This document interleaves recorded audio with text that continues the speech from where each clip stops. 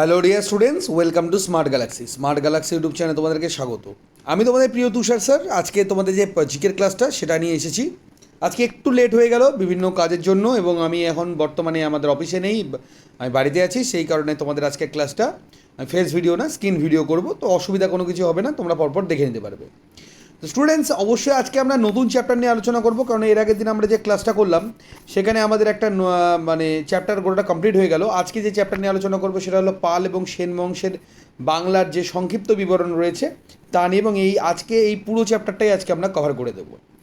অবশ্যই তার আগে আমরা বলে দেবো, তোমরা যারা যারা আমাদের কলকাতা পুলিশ কনস্টেবলের মক টেস্টের যে সম্পূর্ণ বইটা, মক টেস্ট না, এটা শুধু মক টেস্ট হিসেবে কনসিডার করবে না, সম্পূর্ণ বুক এটা নিতে চাইছো, যেখানে আমাদের সম্পূর্ণ যে মানে ইনফরমেশান সহ প্রত্যেকটা 30টা সেট রয়েছে, এবং প্রতিটা সেটে সম্পূর্ণ কোশ্চিন, যেরকম করে তোমাদের পরীক্ষার প্রশ্ন আছে সেই ধরনের এই প্রশ্ন, এবং সেই সকল প্রশ্নের পরে তোমাদের তার উত্তর এবং প্রত্যেকটা প্রশ্নের ব্যাখ্যা, এবং একদম ইন ডিটেল ব্যাখ্যা, অঙ্কের সলিউশন, রিজনিংয়ের সলিউশন, সব কিছু এখানে দেওয়া রয়েছে। তো তোমরা যদি এই পিডিএফটা নিতে চাও, সেটা তোমরা পিডিএফ আকারে হোক, বই সেটা অ্যামাজন থেকে হোক, ফ্লিপকার্ট তোমাদের মেশো থেকে হোক, যদি বই অর্ডার করতে চাও তোমরা যেটাই চাইবে তোমরা সেটাই পেয়ে যাবে। তার জন্য ডেসক্রিপশন বক্সের প্রথমেই লিঙ্ক দেওয়া রয়েছে, সেখানে তোমরা যোগাযোগ করে অবশ্যই এটা তোমরা পারচেস করে নিতে পারবে। এবারেও তোমরা স্টুডেন্টস যারা যারা সেরা প্রিপারেশন আরও চাইছো, যে না আমাদের কাছে এসে আমাদের সাথে থেকে আবাসিকের মধ্যে দিয়ে বা অনাবাসিকের মধ্যে দিয়ে, যেটা হেড অফিস আমাদের রয়েছে স্মার্ট গ্যালাক্সি কোচিং সেন্টারে বালুঘাট, এবারেও গঙ্গারামপুর, তপন, বুনিয়াদপুর, কালিয়াগঞ্জ, মালদা, যেখানে আমাদের SSC GD, NM, GNM, WP, KP, combined, food SI, PSC, clerkship সহ সমস্ত প্রিপারেশন চলছে। তোমরা অবশ্যই এখানে যোগাযোগ করতে পারো। এখানে যোগাযোগের জন্য তোমরা এই নাম্বারে যোগাযোগ করবে, ঠিক আছে? এই নাম্বারে যোগাযোগের মধ্যে তোমরা অবশ্যই আমাদের সাথে যোগাযোগ করে নিতে পারবে। এখানে আমাদের সম্পূর্ণ বই, study materials, mock test, notes দেওয়া হয়, ওএমআর শিটে সম্পূর্ণ মক টেস্ট, অফলাইন ক্লাস এবং সেই অফলাইন ক্লাসের রেকর্ডেড ভার্সন, ট্রেনার দ্বারা মাঠের প্রস্তুতি, সন্ধ্যাবেলায় আবাসিকের টিচার, স্মার্ট গ্যালাক্সি অ্যাপের ক্লাস, ইউটিউবের ফ্রি ক্লাস, পেড ক্লাস, আবাসিকের থাকা খাওয়ার ব্যবস্থা, খরচ কত পড়বে, অনলাইন কোর্সের ক্ষেত্রে খরচ কত পড়বে, কীভাবে পেমেন্ট করে পেমেন্ট করে জয়েন করবে, সম্পূর্ণ AC classroom, free internet connection সম্পূর্ণটা দেওয়া রয়েছে। এবং এই যে পিডিএফটা তোমরা আমাদের টেলিগ্রাম যে চ্যানেলটা রয়েছে, যার লিঙ্কও ডেসক্রিপশন বক্সে দেওয়া আছে, সেখানে তোমরা ইজিলি পেয়ে যাবে। ওকে, তো আমরা এখন শুরু করব এই টপিকটা নিয়ে, যে আমাদের টপিকটা রয়েছে পাল এবং সেন বংশ। তো আমাদের কী কী রয়েছে এক নজরে দেখে নেওয়া যাক। গৌরাজ শশাঙ্কের মৃত্যুর পর যখন শশাঙ্ক মারা যায়, মাছরার ন্যায় সেই সময়টাকে বলা হয়। মাছরার ন্যায় বলতে স্টুডেন্টস বোঝানো হয়ে থাকে বড় মাছ ছোটো মাছদের খেয়ে ফেলে, মানে যারা আধিপত্য কায়েম করেছিল, ঠিক আছে, সেই সকল আধিপত্য কায়েমের পরে মানে বড় বড় যারা রয়েছে, বড় মাছ যারা রয়েছে তারা ছোটো মাছকে খেয়ে ফেলবে, ঠিক আছে, এইরকম একটা পরিস্থিতি, ঠিক আছে, মানে রিচার গেট মোর রিচার, যত বড় লোক তারা তত বড় হচ্ছে, ছোটরা ছোট হচ্ছে। তো প্রায় 650 থেকে 750 পর্যন্ত, প্রায় 100 বছর এই সময়টা ছিল। তো এই সময়টার মানে শেষ হলো যখন গোপাল, পাল বংশের প্রতিষ্ঠাতা, 750 খ্রিস্টাব্দে পাল বংশ প্রতিষ্ঠিত করে, তার মধ্যে দিয়ে কিন্তু এই মাৎস্যায়নের কিন্তু অবসান ঘটে। গোপালের পরিচিতি সম্পর্কে বলতে গেলে দুটো জিনিস পরীক্ষায় সবচেয়ে বেশি আসে। এক হলো বাংলার প্রথম নির্বাচিত রাজা। এতদিন পর্যন্ত রাজা কে হয়ে এসছে, কে গেল, মানে সরি, যেমন শশাঙ্ককে স্বাধীন রাজা বলা হয়, কিন্তু স্বাধীন রাজা বললেও তার কিন্তু স্বাধীনতা প্রায় ছিল না বললেই চলে। কিন্তু পাল বংশের সাথে সাথে একটা নির্বাচিত রাজা হিসেবে আমাদের উভরে আসলো আমাদের হচ্ছে গোপাল, পাল বংশের প্রথম রাজা। এবং তিনি কিন্তু অদন্তপুরী মহাবিহার প্রতিষ্ঠা করেছিলেন। অদন্তপুরী মহাবিহার তিনি প্রতিষ্ঠা করেছিলেন, এটা তোমাদের পরীক্ষার জন্য ভেরি ইম্পর্টেন্ট। পরবর্তী যে পার্টটা রয়েছে সেটা রয়েছে আমাদের ধর্মপাল। ধর্মপাল তিনি পরমেশ্বর পরম ভট্টারক কৃতিত্ব ধারণ করেছিলেন, এবং ইনি কিন্তু পাল বংশের অন্যতম শ্রেষ্ঠ রাজা। খালিমপুর তাম্রলিপি থেকে জানা যায়, যেটা খালিমপুর পরীক্ষার প্রশ্ন আসে, খালিমপুর তাম্রলিপি থেকে কোন রাজা সম্পর্কে জানতে পাওয়া যায়, সেটা হলো আমাদের ধর্মপাল সম্পর্কে। যে কৌনজকে কেন্দ্র করে যে পাল প্রতিহার এবং রাষ্ট্রকূটদের মধ্যে ত্রিশক্তি সংগ্রাম শুরু হয়েছিল, এবং সেই সময় তাদের রাজধানী কোথায় ছিল ধর্মপালের, সেটা ছিল আমাদের পাটলিপুত্র, ঠিক আছে। এবার অবদান যদি বলি, সব থেকে বেশি যেটা পরীক্ষায় এসে থাকে সেটা হলো আমাদের বিক্রমশিলা মহাবিহার। এইটা বিক্রমশিলা মহাবিহার কে প্রতিষ্ঠা করেছিল, এক কথায় বলতে গেলে সেটা বলা হবে আমাদের ধর্মপাল। এবারও সোমপুর মহাবিহার এগুলো প্রতিষ্ঠা করেছিল। হরিভদ্র নামে এক ভদ্রলোক ছিলেন, যিনি জৈনিক বৌদ্ধ গ্রন্থকার ছিলেন, তার পৃষ্ঠপোষকতা তিনি অর্জন করেছিলেন। তার প্রধানমন্ত্রী মানে ধর্মপালের প্রধানমন্ত্রীর নাম কী ছিল, তার নাম ছিল ব্রাহ্মণ গর্গ, এবং কবি সোডেল তাকে উত্তর পথ স্বামীন বলেছিলেন, কেন উত্তর ভারতের কিন্তু তিনি একটা বিশাল আধিপত্য কায়েম করেছিলেন। দেবপাল, এই দেবপালকে পাল বংশের শ্রেষ্ঠ রাজা বলা হয়ে থাকে। তার মন্ত্রী ছিল যে ব্রাহ্মণ দর্ভপাণি এবং তার পৌত্রের নাম ছিল কেদার মিশ্র। তার মন্ত্রীর নামটা পরীক্ষায় খুব এসে থাকে, যেটা হলো দর্ভপাণি, এবং তার যে এইভাবে প্রশ্ন আসে যে পাল বংশের শ্রেষ্ঠ রাজার নাম কি, তো পাল বংশের শ্রেষ্ঠ রাজার নাম হচ্ছে আমাদের দেবপাল। ঠিক আছে।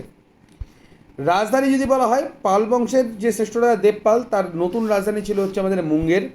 দেবপাল সুবর্ণদ্বীপ তথা সুমাত্রার রাজা বালপুত্রদেবকে নালন্দায় বৌদ্ধ পরিব্রাজকদের বসবাসের জন্য একটি বৌদ্ধ মঠ নির্মাণ করেন এবং 5টি গ্রাম কিন্তু তিনি দান করেছিলেন। তো দেখতেই পাওয়া যাচ্ছে তিনি কিন্তু বৌদ্ধ ধর্মের কিন্তু অন্যতম পৃষ্ঠপোষকও ছিলেন। এরপরে আসে দ্বিতীয় মহিপাল। এই সময় দিব্য এবং দিব্যকের নেতৃত্বে কৈবর্ত বিদ্রোহ হয়। ভেরি ভেরি ভেরি ইম্পর্টেন্ট আজকের প্রথম প্রশ্ন তোমাদের জন্য, কৈবর্ত বিদ্রোহ কত সালে হয়েছিল? আমরা তো জানতে পারলাম যে কৈবর্ত বিদ্রোহ কার আমলে হয়েছিল, সেটা হয়েছিল আমাদের দ্বিতীয় মহিপালের আমলে। কত সালে হয়েছিল তোমরা সেটা এখন আমাদের কমেন্ট সেকশনে জানাবে। এবং তার নেতৃত্বে বরেন্দ্রভূমিতে একটি স্বাধীন রাজ্য প্রতিষ্ঠিত হয়। বরেন্দ্রভূমি যদি বলা হয় না, আজকের এটা যে মালদার এরিয়াটা রয়েছে, মালদা জেলার, সেটাকে বরেন্দ্রভূমি নামে পরিচিত ছিল আগেকার দিনে। আচ্ছা, রামপাল, তার সভাকবি ছিলেন রামচরিত, মানে রামচরিত যিনি লিখেছিলেন তার নাম হলো Sandhyakar Nandi. Very very important এখানকার প্রথম প্রশ্ন, রামচরিতের রচয়িতাকে, সেটা হলো আমাদের সন্ধ্যাকর নন্দী, এবং এর সঙ্গে একটা রিলেটেড নাম রয়েছে রামচরিত মানস। রামচরিত মানসের যদি বলা হয়, তার রচয়িতা হলো আমাদের তুলসীদাস। এবং এই সন্ধ্যাকর নন্দী কার সভাকবি ছিল, সেটা ছিল আমাদের রামপালের সভাকবি ছিলেন। ওকে, পরবর্তী পার্ট কী রয়েছে, সেন বংশ। সেন বংশ সম্পর্কে বলতে গেলে সামন্ত সেন ছিল এর প্রতিষ্ঠাতা। তাহলে বলা হচ্ছে সেন বংশের প্রতিষ্ঠাতার নাম কি, সেটা হলো সামন্ত সেন। দক্ষিণ ভারত থেকে গঙ্গা তীরবর্তী অঞ্চলে তিনি বসবাস করতেন এবং সেন বংশের প্রতিষ্ঠাতা বলেই তাকে কিন্তু অনুমান করা হয়ে থাকে। এরপরে আসলো বিজয় সেন। তার অপর যে রাজধানী ছিল সেটা ছিল আমাদের পূর্ববঙ্গের বিক্রমপুর, বিজয় সেনের রাজধানী। তার সভাকবিটা ভেরি ভেরি ইম্পর্টেন্ট, উমাপতি ধর এবং শ্রীহর্ষ। ডাইরেক্ট পরীক্ষায় প্রশ্ন আসে, উমাপতি ধর এবং শ্রীহর্ষ কার সভাকবি ছিল, সেটা ছিল বিজয় সেনের। সম্পর্কিত তথ্যসূত্র, শ্রীহর্ষ ভট্ট বিজয়, বিজয় প্রশস্তি এবং গৌড়াধীশ কুল প্রতিষ্ঠী। বিক্রমপুরের তাম্রপট এবং উমাপতি ধরের দেওধর লিপি, ভেরি ভেরি ইম্পর্টেন্ট। দেওধর লিপিটা কার রচনা, সেটা হলো উমাপতি ধরের রচনা। তার রাজত্বকাল অর্থাৎ বিজয় সেনের রাজত্বকাল সম্পর্কে আমরা জানতে পারি। বল্লাল সেন সাহিত্য চর্চায় অন্যতম বিখ্যাত নাম। অনিরুদ্ধ ছিলেন বল্লাল সেনের গুরু, যদিও তিনি তার উল্লেখযোগ্য যে রচনা ছিল, একটা ছিল দানসাগর আর অদ্ভুত সাগর। এই দানসাগর তিনি কমপ্লিট করেছিলেন, কিন্তু অদ্ভুত সাগর গ্রন্থটা তিনি কমপ্লিট করতে পারেননি।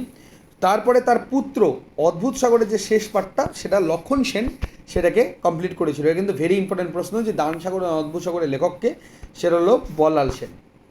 সমাজ সংস্কার, তোমরা জানোই যে বল্লাল সেন একজন অন্যতম সমাজ সংস্কার এবং তিনি বাংলার প্রথম সমাজ সংস্কার রাজা হিসেবে পরিচিত ছিলেন। কৌলিন্য প্রথার প্রবর্তক ছিলেন আমাদের হচ্ছে বল্লাল সেন। তাহলে ভেরি ভেরি ইম্পর্টেন্ট কোশ্চিন, বাংলায় কৌলিন্য প্রথার প্রবর্তকের নাম কি, সেটা হলো আমাদের বল্লাল সেন।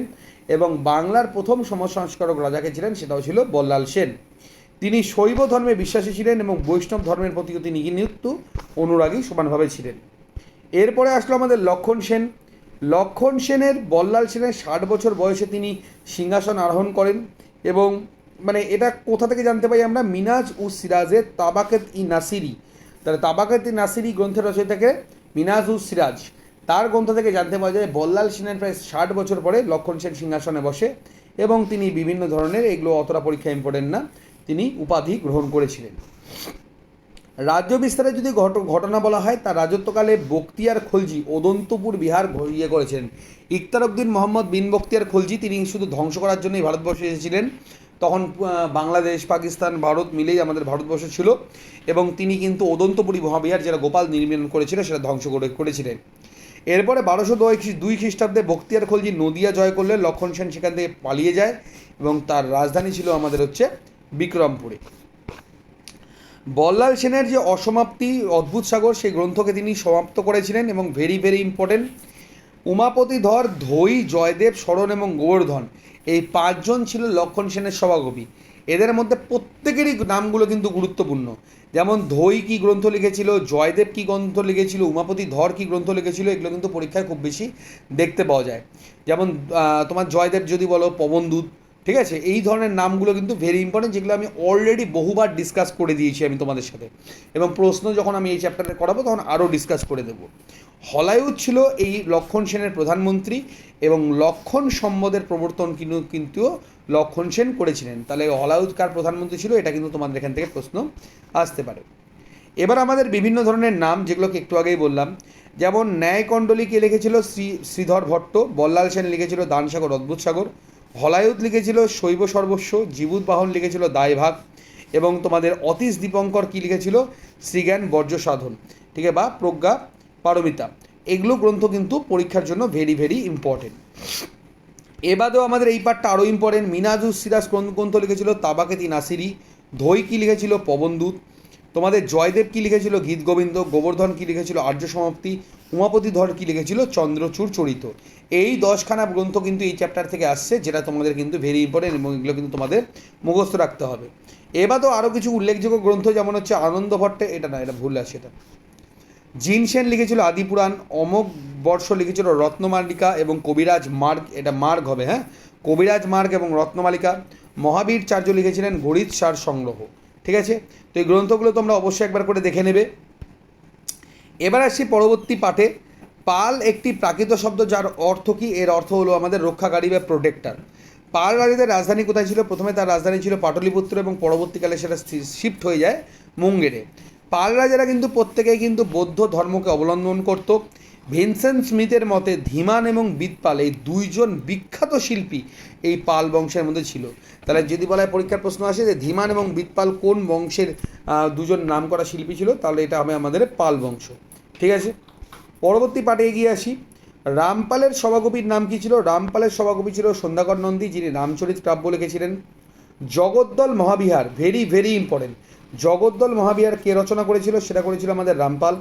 ধর্মপাল কী নামে পরিচিত? ধর্মপাল বিক্রমশীল নামে পরিচিত, কেননা তিনি বিক্রমশীলা মহাবিহারও প্রতিষ্ঠা করেছিলেন।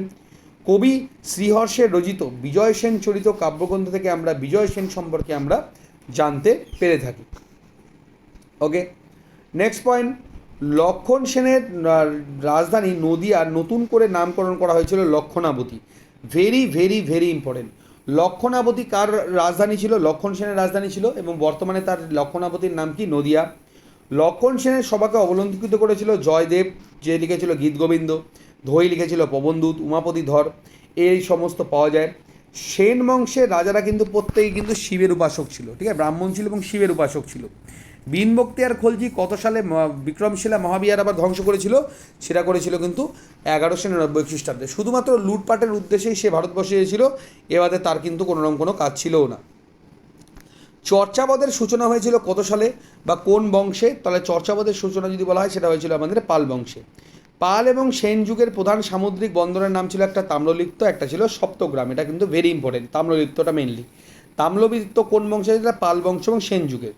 জয়দেব জন্মসূত্র ছিল বৈষ্ণব। তিনি বীরভূমের অজয় নৈত্রে কেদুলি গ্রামে জন্মগ্রহণ করেছিল জয়দেব। ধৈর পবনদূত কালিদাসের মেঘদূতমকে অনুকরণে কিন্তু লেখা হয়েছিল। পরবর্তী পাঠ কী আছে? পাল রাজারা তামার মুদ্রার প্রচলন করেছিলেন। মানে যে তামার মুদ্রা যদি প্রচলন বলা হয়, কারা করে? যেমন রূপার মুদ্রা কারা করেছিল? গুপ্ত যুগের রাজারা। সেরকম তামার মুদ্রা কারা প্রচলন করেছিল? সেটা করেছিল পাল রাজারা। লক্ষণ সেনের প্রধানমন্ত্রীর নাম কী ছিল? লক্ষণ সেনের প্রধানমন্ত্রীর নাম ছিল হলায়ুদ। কৌনজের অধিকারকে কেন্দ্র করে পাল প্রতিহার এবং রাষ্ট্রকূটদের মধ্যে 200 বছর ব্যাপী কিন্তু সংগ্রাম চলেছিল। মিনাজুস সিরাজের তাবাকিতি নাসিরি গ্রন্থে বখতিয়ার খলজির বাংলা জয়ের কিন্তু কাহিনী বর্ণিত রয়েছে। এটা কিন্তু ভেরি ভেরি ইম্পর্টেন্ট। পাল বংশের রাজার কে ছিল? শেষ রাজা ছিল হচ্ছে গোবিন্দ পাল। সেন যুগকে কিন্তু সুবর্ণযুগ, সংস্কৃতের সুবর্ণযুগও বলা হয়, এবং সেনদের রাজধানী কোথায় ছিল? আমাদের বাংলার নবদ্বীপ। এই বাংলার নবদ্বীপকে তৎকালীন সময় কিন্তু বাংলার অক্সফোর্ডও বলা হতো। রমেশচন্দ্র মজুমদারের গোপালের ক্ষমতা দখল এবং পাল বংশের প্রতিষ্ঠার ঘটনাকে রক্তপাতহীন বিপ্লব বলেও অভিহিত করেছেন, যেগুলো কিন্তু তোমাদের পরীক্ষার জন্য ভেরি ভেরি ইম্পর্টেন্ট। ঠিক আছে, তো এই ছিল আমাদের সেন বংশ এবং পাল বংশ সম্পর্কে আজকের আলোচনা। এর বাইরে তোমাদের একটা কিচ্ছু পড়বার নেই। বাকি যা পড়বার রয়েছে তোমাদের প্রশ্ন থেকে, সেটা আমি তোমাদেরকে নেক্সট ডেটে আমি করিয়ে দেবো সোমবারে। মানে এই সপ্তাহে আমাদের কাজটা হয়ে গেল কমপ্লিট। তো স্টুডেন্টস, একটাই রিকোয়েস্ট, ক্লাসেস কিন্তু ভিউজগুলো আসছে না, আমাদের কোচিংয়ের স্টুডেন্টস এর থেকে অনেক 5 গুণ বেশি। তো আমাদের যে জিনিসটা আমরা চাইছি যে আমাদের ভিউজ বাড়ুক, তার জন্য তোমাদের একটা হেল্প দরকার। তাতে করে তোমাদের কোনো লস নেই, একটাই জিনিস, তোমরা সাবস্ক্রাইব করো এবং অবশ্যই ভিডিওগুলো যে সকল এডুকেশন প্ল্যাটফর্মে আছো শেয়ার করতে থাকো, যাতে করে আমরা মোটিভেট হই, আমরা যাতে ক্লাসটা করাতে এনার্জেটিক হই এবং আরও বেশি করে তোমাদের জন্য ব্যবস্থা করতে পারি। মানে আশা করি এই ধরনের ক্লাস তোমরা ইউটিউবে কোথাও পাবে না, এটা আমি তোমাদেরকে গ্যারেন্টি দিয়ে রাখছি। মানে যে লেভেলে তোমাদের প্রিপারেশনটা হচ্ছে, এটা একটা পেইড ব্যাচে একমাত্র প্রিপারেশন হয়ে থাকে, ফ্রি ব্যাচে কোথাও হয়ে থাকে না, এটা আমি তোমাদেরকে 100% গ্যারেন্টিতে বলছি। তো কাইন্ডলি স্টুডেন্টস অবশ্যই আমাদের সাথে যুক্ত থাকো, ভিডিওগুলো শেয়ার করো, কোনো যা যা প্রয়োজন ডেসক্রিপশন বক্সে দেওয়াই রয়েছে, এবং অবশ্যই তোমাদের যদি কোনো মন্তব্য থাকে সেটা তোমরা অবশ্যই কমেন্ট সেকশনে করতে পারো, ঠিক আছে? তো স্টুডেন্টস আজকের মতো ক্লাসটা এতটাই, পরবর্তী ক্লাসটা তোমার সঙ্গে সোমবারে দেখা হচ্ছে। নমস্কার।